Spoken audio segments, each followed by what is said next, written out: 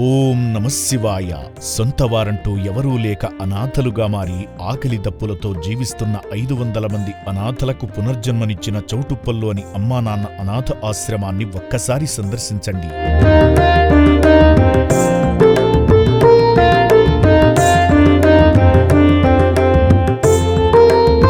మతిస్థిమితం సరిగా లేని ఈ అనాథలను అప్పుడప్పుడు పలకరించే మనలాంటి వాళ్లు తప్ప సొంతవారంటూ ఎవరూ లేరు.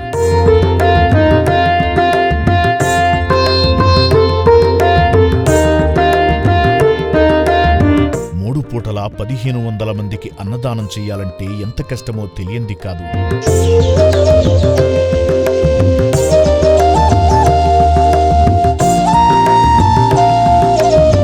దయచేసి ఈ అభాగ్యుల అన్నదానంలో భాగంగా బియ్యం, పప్పు, నూనె, చింతపండు, కూరగాయలు వంటి కిరాణా సామాగ్రిని వితరణ చేసి నిర్భాగ్యుల నిత్యాన్నదానంలో భాగమై పుణ్యం కట్టుకోండి.